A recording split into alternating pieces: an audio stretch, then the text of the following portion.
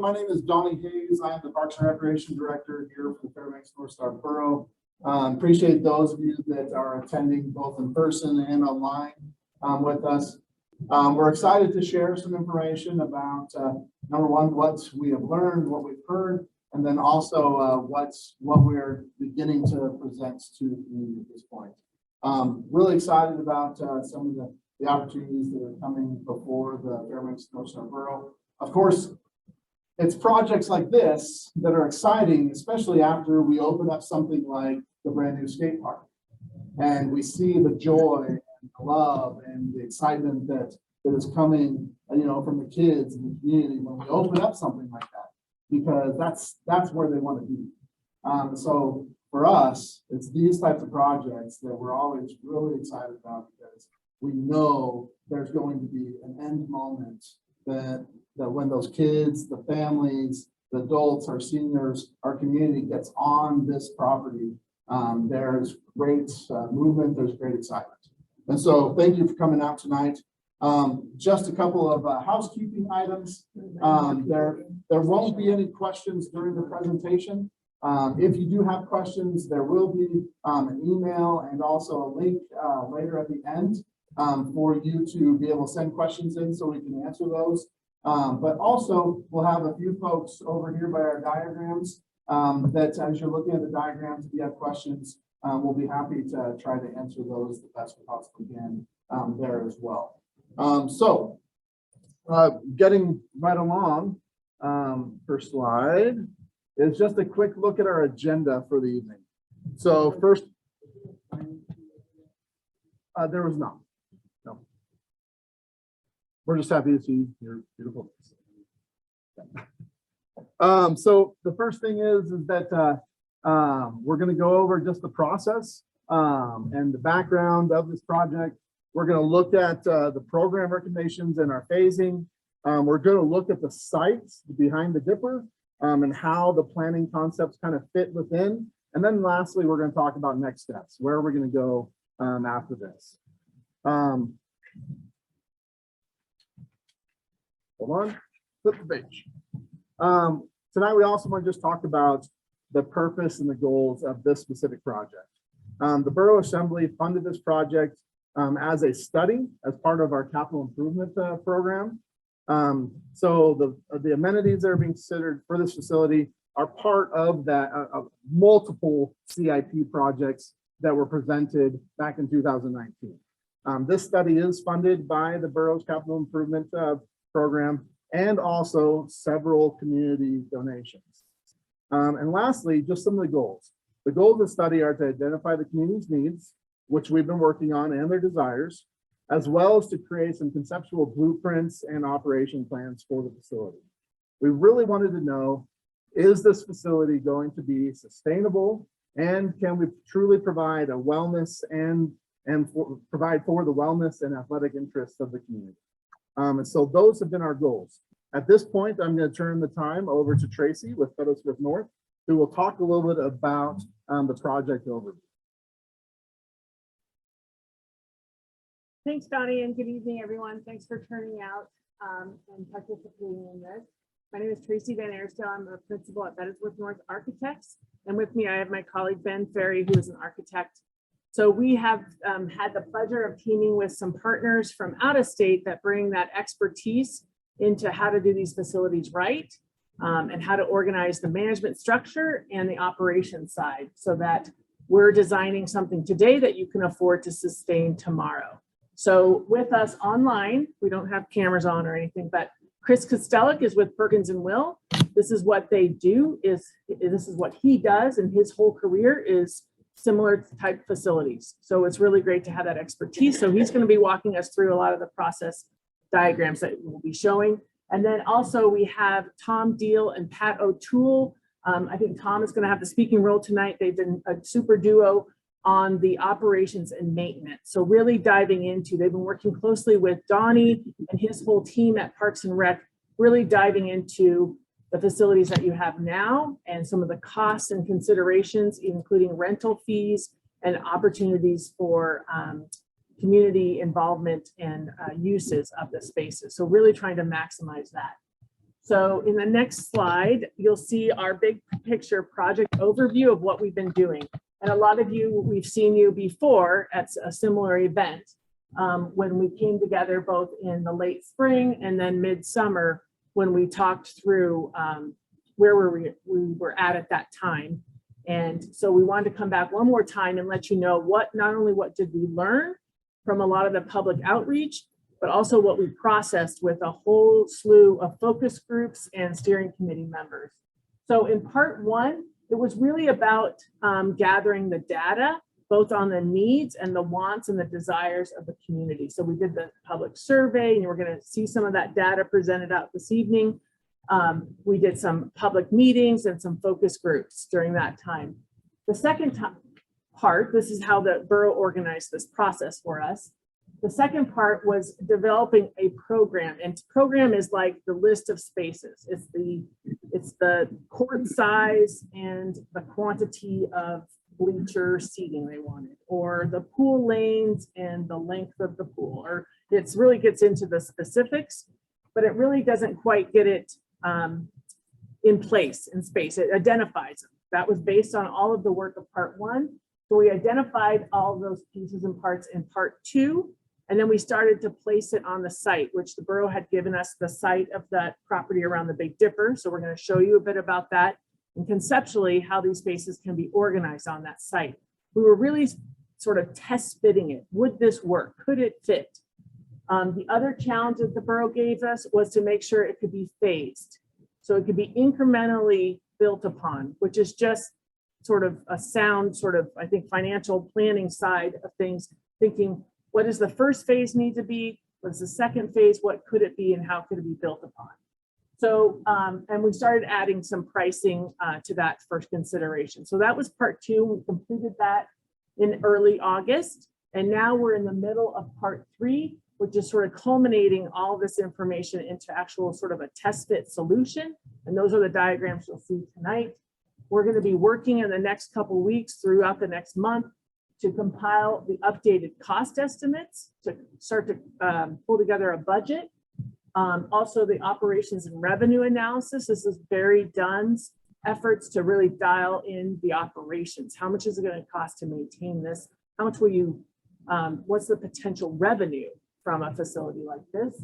And then a lot more detail about the programs. We're even doing equipment lists of what you might need so that you're really considering not only the staffing, but all of the components that are required to operate a facility like this. So that's where we're at this time. And like I said, we'll be delivering all of this wrapped up in a bow to Leslie, our project manager, in early November. So that's the process. We are going to next talk about what we learned, starting back at that part one, just to give you a big picture overview, to sort of set the foundation to where we're at today and how we're moving forward. So I'll turn it over to you, Chris. Thanks, Tracy.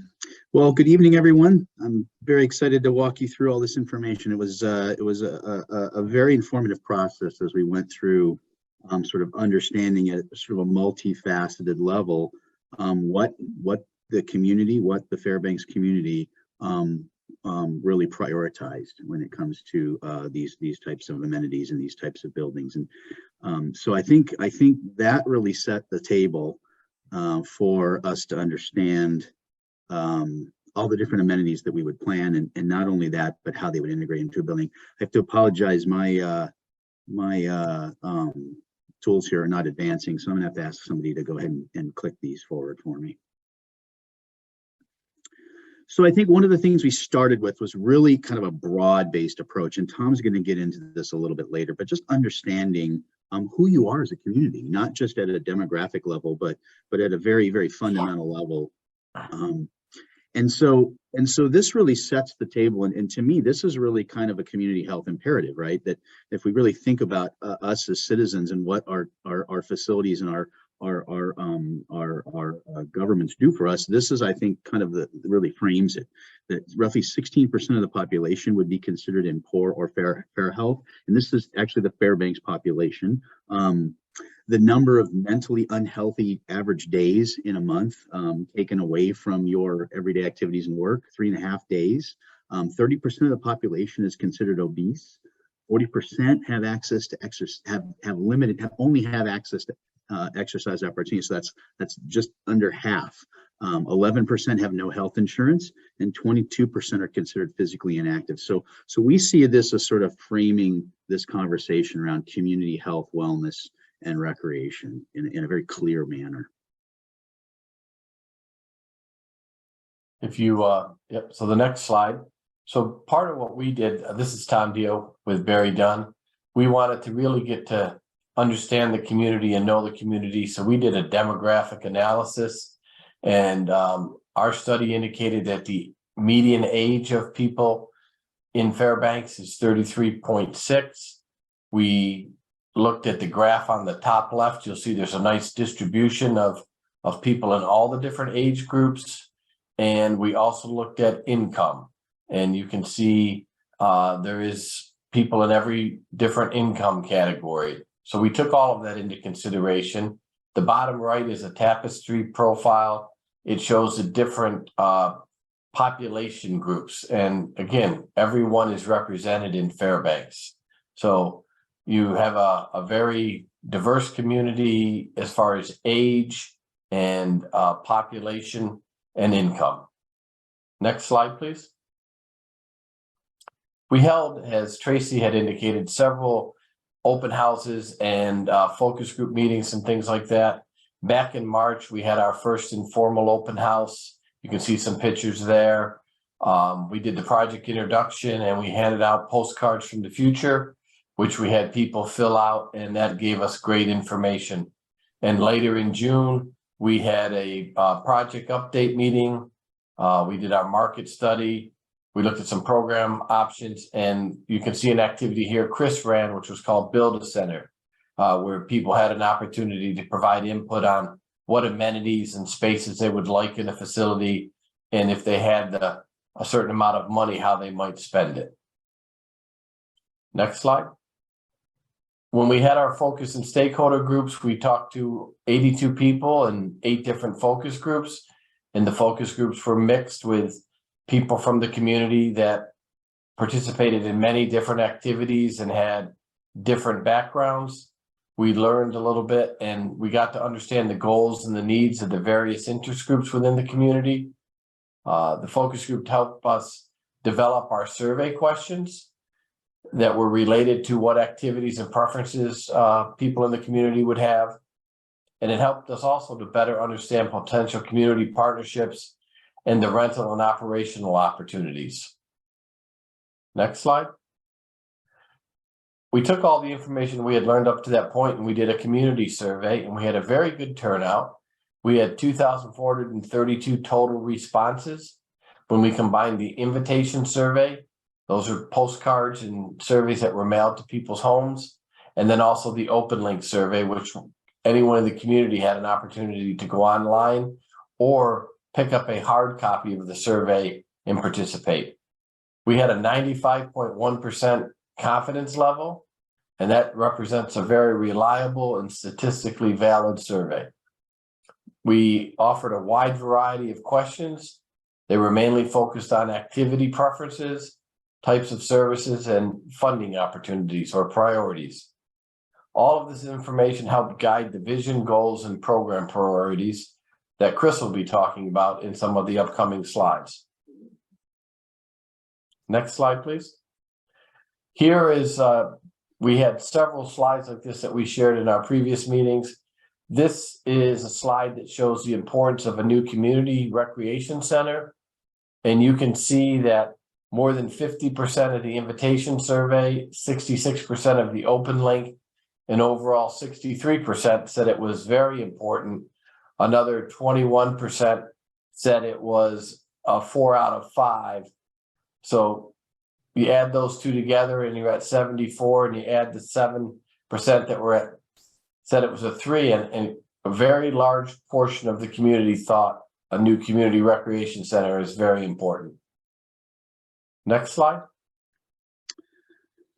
So based on this information that Tom just gave you an overview, we were able to start understanding where these priority preferences lie. So what this is representing is several questions, sort of a chapter of questions within that survey that started to rank people's activity preferences and priorities.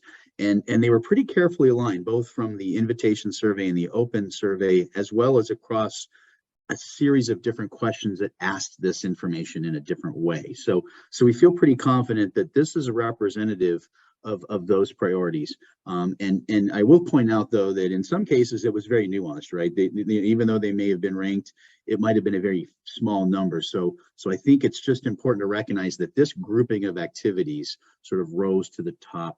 Now, we also took then these activity preferences and we translated those to corresponding spaces, i.e. where do you do these activities within a building?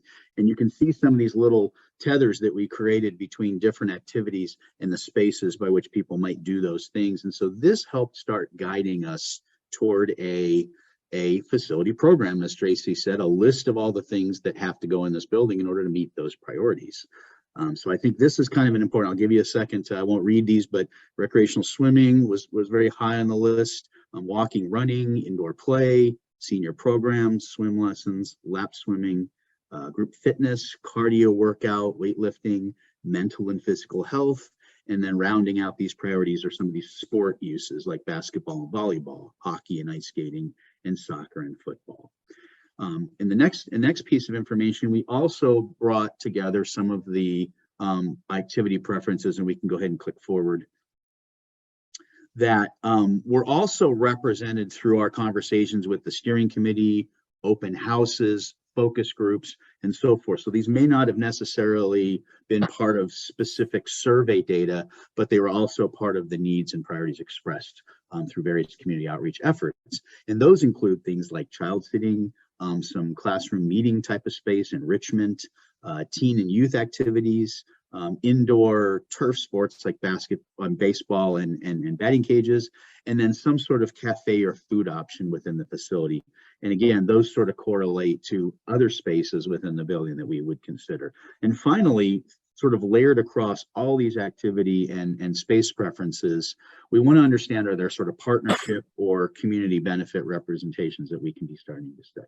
So we took all of that information and we basically compared that across the community and looked at other service providers to make sure that we weren't overlapping services or being redundant in services. So you can see through these various kind of groupings of activities, we wanted to make sure we knew what was out there. In some cases, for instance, with the aquatic facilities, you have these facilities in the community, but they may be aging or sort of reaching their usable life. We also have activities that are offered at places where they may not be accessible to everyone in the community, such as the Air Force Base or the university. And so this helped kind of guide these amenities and understand, okay, where are the gaps and where are the places that we can be most effective in offering these services in a potential new facility. And then we used this along with the steering committee and the outreach that we had done through various groups, the focus groups and our staff and borough representatives, and developed sort of what we would call the guiding principles for this project. A vision providing multi-purpose, full spectrum health, wellness, and recreation centers to support programs that strengthen the physical, mental, social, and intellectual well-being of all individuals within our community in a phased, scalable, and sustainable development. The mission, improving access for all individuals or groups in the Fairbanks North Star Borough to health, recreation, and wellness opportunities, regardless of age, ability, or financial resources, meaning this has to be inclusive, it has to be accessible, and it has to be something that we focus on improving personal health and community wellness through active partnership. So there are a lot of values that I think kind of play into that. And really they focus on things like design for construction scalability. So can we actually deliver a project that we're planning? It should be sustainable, both environmentally as well as fiscally, making sure that it's something we can, as Tracy said, we afford to own, we can afford to build. Should be welcoming to all and provide a place that's safe, values of equity, diversity, and inclusivity. We should look at everyone, not just not just first timers, but people all the way to the highest echelon of their craft and their sport. activities for life, right? Making sure that we build these sort of strong bonds that people carry with them out into their daily lives, and make sure we have a healthy community, that we're providing flexible indoor, outdoor, and multi-purpose uses. And making sure that upon that flexibility, we also think about things like the way the building can be operated all season and not just be something that's becomes less utilized throughout the seasons. We want to make sure that we develop partnerships and collaborate with local businesses and nonprofits to make sure that we're sort of representing all the different community, not only within the uses, but in the way the facility may be managed or rented, and support a broader range of partners within the borough. We can go ahead and click. So the findings and recommendations that we just outlined for you really led us to kind of guiding the phasing and the recommendations that we're going to share here now in the next chapter. So what we did is we gathered those activities in those spaces, and through the guidance of the borough, the steering committee, and all the other different outreach, we were able to develop these phases of development that we recommend. And really think this sort of satisfied those needs in the most direct and clear way. So the aquatics phase would essentially take on the bulk, and we'll show this in the concepts, the bulk of a lot of the first lift of the building, meaning it really embeds things like the lobby, lockers, support, and kind of the things that are necessary to run a full service building. Embedded in that, a large recreational and therapy pool, an indoor lap pool with diving. And then it also includes some work to renovate Big Dipper, not necessarily to renovate the building in its entirety, but make sure that we can connect and integrate these two buildings properly such that they can kind of operate in concert with each other. The next phase is the community activity phase. And this sort of brings that more well-rounded sort of community uses into the fold. And that would be a senior activity center, not necessarily to replace the facility you have now, but be sort of we'll think of it as like a community concierge, where that age group has access to all of the amenities that would be within this building from sort of a home base. An indoor playground, child sitting. This is on-site child sitting. This isn't necessarily daycare. This is to drop your children off while you're on the premises for a shorter period of time. A teen or youth activity center, group exercise studio, a fitness area, a community health and wellness suite, and then food service and a cafe. So that sort of rounds out that community activity phase. Then there's this Fieldhouse phase, and this sort of captures basically all of those outdoor turf sports in an indoor scenario. So when the weather starts getting bad, we can play things like football and baseball and soccer indoors. And then all its supporting amenities needed to run that particular program. Next is the gymnasium phase, and this is a multi-activity gymnasium. So this is not only those traditional court sports, but it's all these other multi-purpose uses that can happen in there, from fitness to community events to other sports that are emerging or following trend. It also includes an elevated walking and jogging track for exercise within that phase. And then finally, the ice rink phase program, which basically adds an additional ice sheet to the Big Dipper, and essentially comes with it all of the different supporting needs for an additional ice rink. We also wanted to make sure that as we're proposing these phases, that we understand all of the different things that they do and what is the overlap there. Who do they serve? What age groups do they serve? What programs do they serve? So that we can make sure that we are seeing a well-rounded perspective to this building, and making sure that as we start bringing these phases online within this facility, that we make sure that we are kind of cognizant of the different programs that would use those. And so you can kind of see here all the different ways that those proposed phases would meet all of these various community needs through a variety of programs and multi-generational age groups. We can go ahead and click forward. So that basically culminated in a master plan. I mean, we sort of approached this project not from an additive perspective, but from sort of a deductive perspective, meaning we started with all of the different amenities that were expressed, and you can see it within the sort of program of, or this diagram of spaces. And this really kind of represents everything that we just described to you in sort of its entirety, meaning if we kind of close our eyes and fast forward to some point in the future, if we're able to see this project forward, this is what ultimately would represent that broad range of activities and preferences within the borough. So now comes the fun part. We get to talk about the actual concepts that show this proposed facility. As Tracy mentioned, I think first and foremost, we had to understand, does this actually integrate and fit within the proposed site context adjacent to the Big Dipper? And as you can see, this is a very large parcel of space. So presumably it should fit, but if you start thinking about all the parking demands and snow storage demands and permafrost challenges that might exist in portions of the site, we had to be sure. We couldn't just assume that it worked. So we worked with Bettisworth North as really kind of your preeminent local designers to understand all the issues that would influence the site, from traffic and egress, and frankly, just general use patterns from, say, summer to winter and how people utilize buildings. And also understanding, again, some of those critical factors related to just the way sites function with land planning, snow storage, and other challenges. So we sort of took this overall look at the site, and as you can see, kind of right in that sort of central area where the orange sort of Big Dipper sits, you can see existing parking and some of the existing sport amenities to the west, and that's really the area that we focused most carefully on, essentially leaving a lot of those quality outdoor fields and other uses in place. So the first thing we need to understand is, as these phases would come online, how would they fit this site? How would they integrate to the Big Dipper? How would we park the significant number of users that would come visit? As you can see, kind of accessing the building in a very similar traffic pattern as now off of Lathrop Street, kind of cutting across the front of Big Dipper in white there.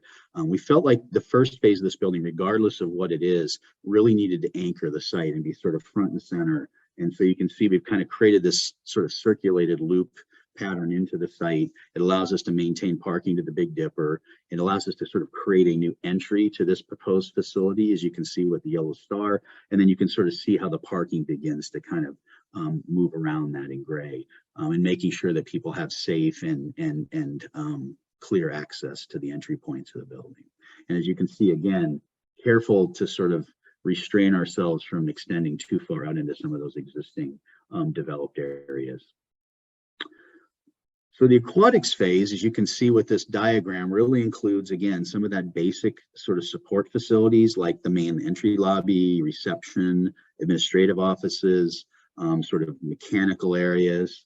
But it also includes that big connection to the Big Dipper. This is the opportunity for us to sort of connect these buildings and have them sort of work in concert. And we believe this is sort of the way that makes the most sense, that we sort of connect to it on that southwest corner.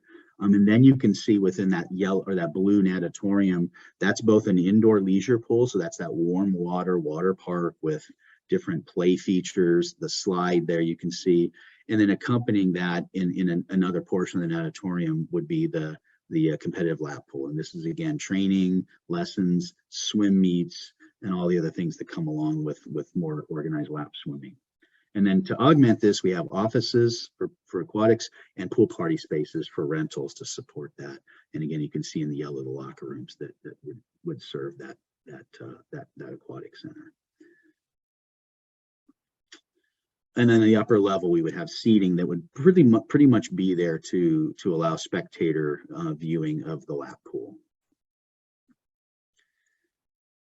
So these are some representative images of what a natatorium that contains a large leisure component and a large lap component might look. These are sort of scaled and conceptually similar to what we are recommending in planning and programming. We can just click through a couple of these to kind of give people a sense of the type of facility that we're representing by those planning concepts and diagrams.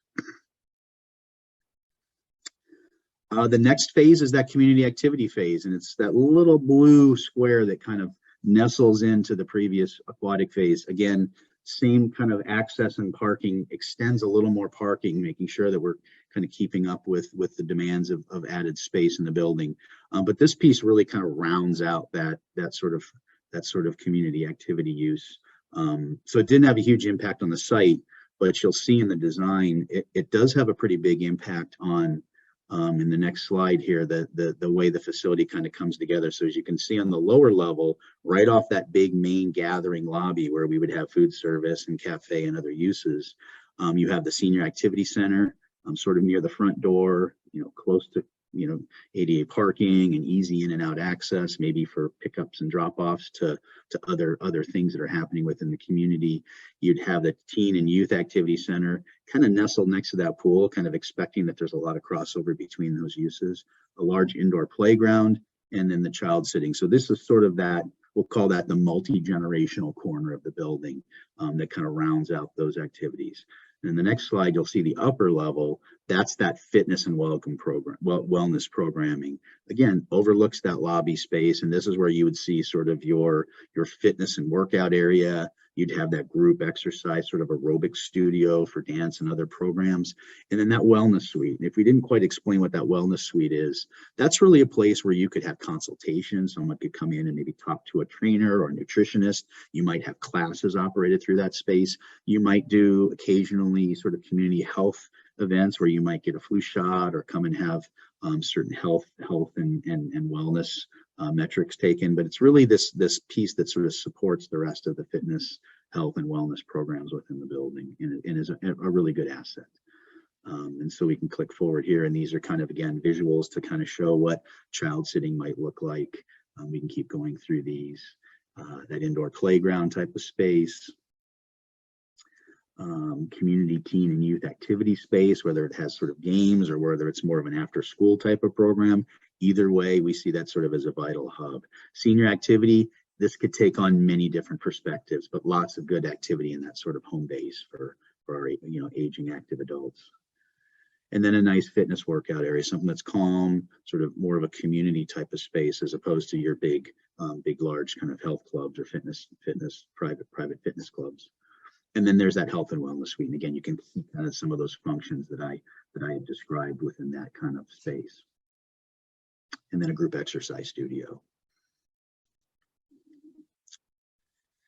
The next phase would be that field house. And we see this because of the size of this building as possibly an independently located or operated facility on the site, meaning it doesn't necessarily have to connect to the rest of the community events, partly because it's most associated with a lot of those outdoor field uses, and partly because it's so program driven, meaning this isn't the type of space people would necessarily just come in and use the way they might use, say, a senior activity lounge. This is going to be driven toward leagues, teams, tournaments, and special events. And so it can sort of operate in this way. And you can see by the size of that building, it's a full indoor football field, 55 yards by 100 yards. It can be divided up for multiple sports to operate at different times, but it really is focused on training and providing turf and field access to all of those outdoor sports when the weather in Fairbanks isn't cooperative.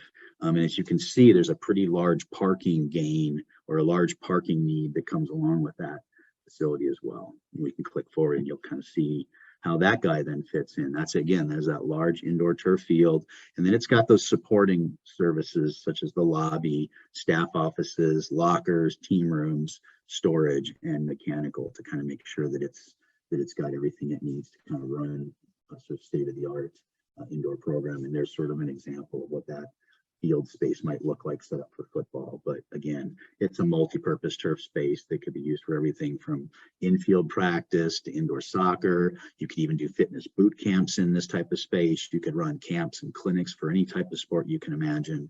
And I think it's a really good addition to that program. Chris, can you please speak up a little bit? Oh, I'm sorry. I didn't realize you guys can hear me. Nope. Thank you. I stood away from my computer a little bit. And so this next phase is pretty obvious, but we'll explain what it represents. This is the multi-activity gym phase, and you can see it in kind of the powder blue just north of the aquatics phase, again, adjacent to the Big Dipper.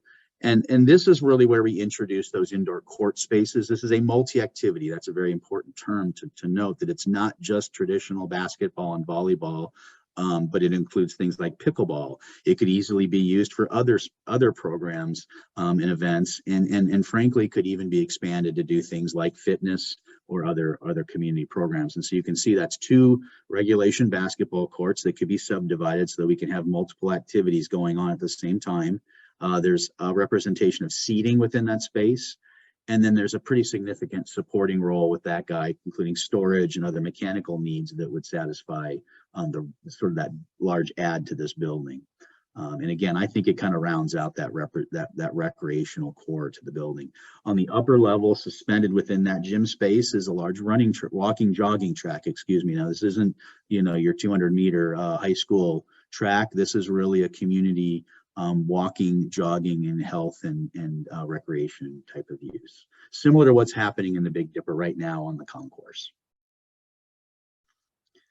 And again, you can see kind of representations of what that space might look like. We think these spaces work really well when they have good viewing, good visibility, when they're not just a closed-in box at the back of the building, but they're transparent to other activities. You can see it might even have views into fitness or other programs. And so I think the track, as well as some possibility for fitness associated with that space. So I think this is a nice representation of what that phase might look like. And then finally, that ice phase. And this one comes with a little bit of complexity. Obviously, it's simple to think that it would connect to the Big Dipper to sort of sync up with the existing ice programs within that building. As you can see to the north, it would allow us to create some level of entry and sort of connectivity to that building. But you can see it also affects those existing 3 outdoor rinks. And so we believe that those might have the potential to shift in order to give that better connectivity to the Big Dipper and the new ice phase, and also allow us to sort of park the building and circulate more effectively. And you can see now that this facility is built out amongst all 5 phases, the amount of parking desired is significant. Add to that snow storage and other demands, and it can be a significant complex. And as you can see here in the diagram, there's the rink. It's supporting ice plant, Zamboni space, support. There is sort of the viewing lounge that would be skate rental and other sort of entry functions. And then along this area where we've got sort of the label 23, that would be lower level locker space and seating above that. And that's really, I can show you pictures of ice rinks, but I think people in Fairbanks are familiar with good quality ice rinks. And so this is really just a continuation of quality ice programming. And that's really the concepts represented through those 5 phases of aquatics, community activity, Fieldhouse, gymnasium, and ice. And you can sort of see how that all comes together. Thanks, Chris. I think those pictures really paint a picture of what the potential here. So that's exciting examples. And a lot of that are from projects that Perkins and Will and Barry Dunn have been a part of. So seeing these things come into reality are really exciting for me. So the next steps and what we're busy working on now is budget considerations. This is near and dear to the borough and the Parks and Rec, making sure we're dialing these in. As we all are aware that costs are a moving target. And so what we're trying to do now is budget for the near future, knowing that we're going to be applying escalation and inflation as this thing progresses in the future, but we need to do high level estimating now so that we can go into the next phases of the project development with all eyes and awareness at the same level. So that's something we'll be working on and will be confirmed through the different future phases of the design project. We're also looking deeper into the operations and revenue analysis, like Chris and Tom mentioned.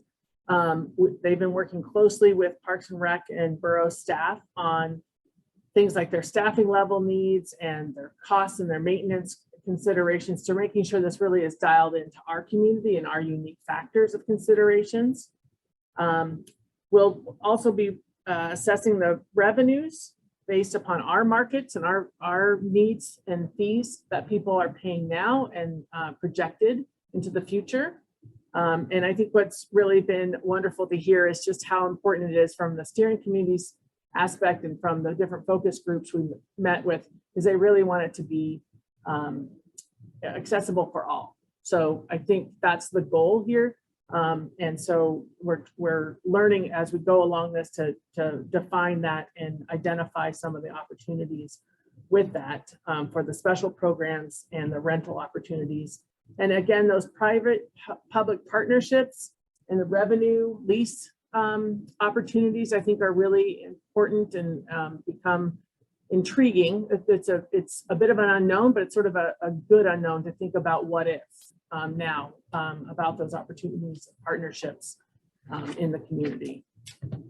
So in the next few weeks, we'll be busy compiling all this into that part 3 deliverable, taking those program and planning diagrams, which we posted on the wall here, so you can take a closer look, because we've been looking at these for a couple months now. You guys have not, so we want to make sure you understand them.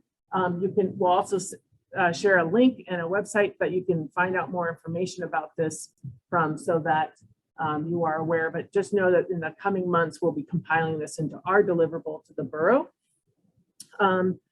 And then those will be presented to the Borough Assembly in an upcoming session, that date to be decided. So I sure have appreciated everyone's time and commitment, especially the steering committee, especially the focus group, especially the public who are so passionate. This is our community. This is where I was born and raised. I want to see good things happen. So it's our job to help make sure we can do that, and we can do it sustainably and make it affordable. Because I want to attend this facility someday. And I'll turn it back over to Leslie, who is the project manager for the borough. Thanks, Tracy. I just want to close out by saying thank you to everybody in person and online for sharing their time and taking the opportunity to learn a little bit more about our project and how it's progressing so far. Like Tracy mentioned, there's some diagrams we have posted on the wall. They're the same ones that were on the presentation for those that are online.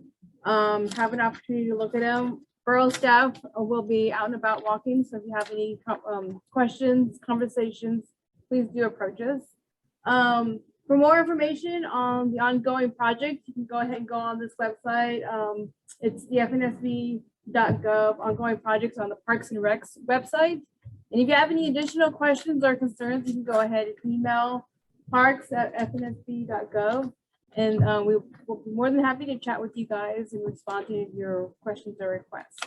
So just to kind of close everything out right now, so we can have our Zoom closed out, I'll go ahead and. My name is Leslie Gonzalez. I'm the PM. Sorry about that. So thanks for coming out.